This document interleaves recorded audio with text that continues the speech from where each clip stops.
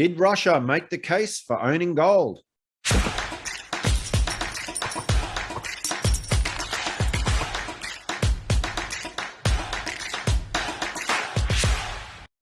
So how are the sanctions working out for Russia? Wasn't their ruble supposed to crash into millions of little pieces? Well, this is what happens when you have a smart leader that backs its currency with real assets like gold. And in Russia's case, 5,000 rubles per gram of gold. And yeah, looks like Luke Groman, take a bow, sir. You nailed this one. Wow. Just beginning this week, India is going to be bypassing the US dollar in trade with Russia. I knew they were working on something together. But yeah, India's about to switch to domestic currencies, trade with Russia. Now, I was going to share a video of Putin actually saying this with a transcript in English over top, but let me just read this. Putin, let me reiterate. The global economy and global trade as a whole has suffered a major blow, as did trust in the US dollar as the main reserve currency. The illegitimate freezing of some of the currency reserves of the Bank of Russia marks the end of the reliability of so-called first-class assets. In fact, the US and the EU have defaulted on their obligations to Russia. Now, everybody knows that financial reserves can simply be stolen, and many countries in the immediate future may begin, I'm sure this is what will happen, to convert their paper and digital assets into real assets or real reserves of raw materials, land, food, and gold, and other real assets, which will only result in more shortages in these markets. Apparently that's true. Apparently Putin did say that. It's pretty clear that the whole monetary system is changing. Now, not saying that the US dollar isn't going to be the global reserve currency anytime soon, or that the euro dollar system is going to collapse. I'm not saying that. But we are seeing a shift. We've been seeing a shift since 2014. If you have a look at a chart of US Treasury holdings as reserves, both Russia and China from around 2014, after Crimea, both of them on a net balance reduced their US Treasury holdings. And now we're seeing Saudis, they're now signing up with Russia and China, India. They're going to be selling their oil in yuan directly to China. And Putin, convert their paper and digital assets into real reserves of raw materials, land, food, and gold. So I think things are changing, folks. I hope you're seeing the changes that are happening, and I hope that you are positioning yourself accordingly.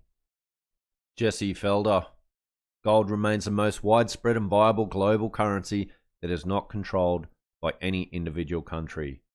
Couldn't agree more, and that's why I think gold has to be that global reserve currency, asset, dollar, money, whatever you want to call it.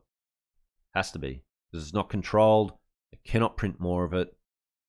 One individual, one country cannot use it to sanction other countries.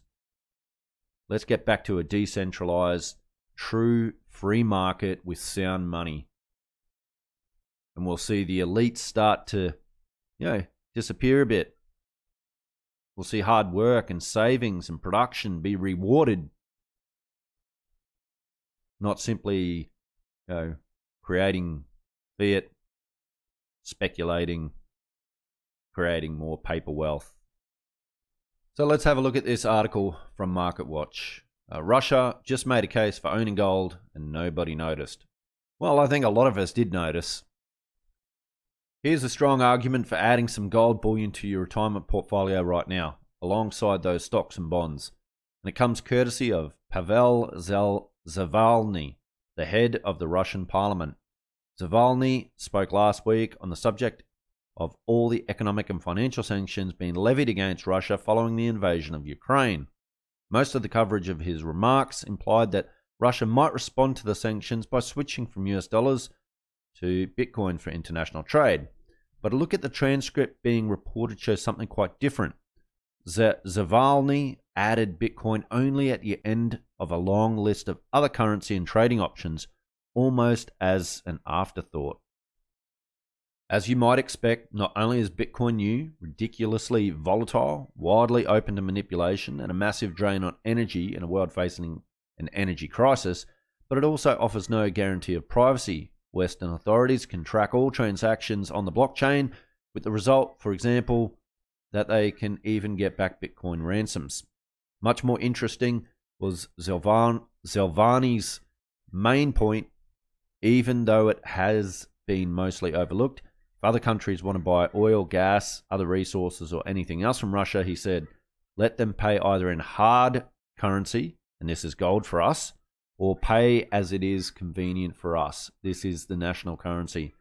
In other words, Russia is happy to accept your national currency, yuan, lira, ringgits, or whatever, or rubles, or hard currency, and for them, that no longer means US dollars. It means gold. The dollar ceases to be a means of payment for us. It has lost all interest for us, Zelvany added, calling the greenback no better than candy wrappers. So what will this mean? Maybe nothing, or maybe a lot, especially if Russia's lead is followed by countries such as China, India, and others. Countries that may not welcome Washington's ability to control the global financial system through its monopoly power over the global reserve currency. And this adds to the argument for having at least some gold in a long-term investment portfolio. No, not because it is guaranteed to rise, or maybe even likely to, but because it might. And might do so while everything else went nowhere or went down.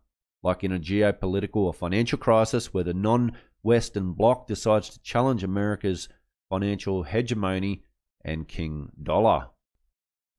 China already has the world's biggest economy by some measures. More than half the world's population live in Asia. Why should they continue to pay America for the privilege of trading amongst themselves? So far this year, gold and commodities are up, while pretty much everything else, including large stocks, small stocks, REITs, and government bonds, is in the red. I am gold agnostic. Well, I'm not. I'm neither a fanatical believer or a denier. I have some in my portfolio. But there is no question it has its uses. Gold is completely private. That's what I've been saying. That's why I've been talking about this whole move to digital economy, why you want analog wealth. Why? Because gold is completely private. It is completely independent of the SWIFT or any other banking system. And despite the rise of cryptos, I can't use that word currencies because they're not currencies. Crypto, it remains the most widespread and viable global currency that is not controlled by any individual country.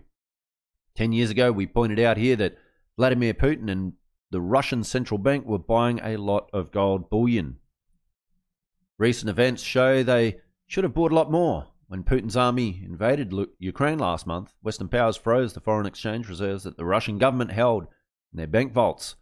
That amounted to about $300 billion worth, or nearly half of all of Russia's reserves, according to Finance Minister Anton Sulanov.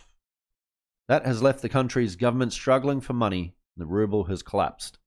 Putin's foreign minister called the move thievery and admitted it was unexpected. But had Russia converted all its foreign exchange reserves to gold over the years and relocated them to vaults underneath the Kremlin, it would have had no such worries. Despite some laughable suggestions that the West might somehow sanction gold, there is no way of tracing the identity, nationality, or provenance of bullion. American Eagle coins or South African Krugerrands can be melted down into bars. Gold is gold. Someone will always take it. Carry a Krugerrand to any major city around the world and you'll find people willing and eager to take it off your hands in return for any other currency you want. Yes, as Warren Buffett has pointed out, gold is a completely unproductive asset, unlike stocks, bonds, farmland, or whatever. But so is a suitcase full of yen, dollars, euros, pounds, or yuan. According to data from the World Gold Council, Gold Industries Trade Association, the world's stock of gold is worth about 13 trillion at current prices, which is about 16 times as much as the notional value of all the world's Bitcoin. Heaven knows what would happen to the value if it began to rival the US dollar again as a reserve currency. The world's dollars are valued at somewhere around 37 trillion. Meanwhile, daily trading volume of gold at current prices is about 160 billion, which dwarfs the Bitcoin market even in today's boom by somewhere between a factor of 6 and a factor of 40, depending on whose numbers you believe. An intriguing case for owning some gold comes courtesy of Doug Ramsey, Chief Investment Officer at Luthol Group. His firm monitors, as a form of intellectual exercise, what it calls the All Asset No Authority portfolio. It's what they reckon you'd own if you were a portfolio manager who was told effectively to own all the liquid asset classes and make no other conscious decisions. The AANA portfolio, Luthold argues, would consist of equal weights in 7 different assets: the S&P 500 index of large US stocks, the Russell 200 index of small US stocks, an index such as the MSCI of large stocks in developed international markets, meaning Europe, Japan, and Australasia, 10-year US government bonds, real estate investment trusts or REITs, an index of commodities and gold.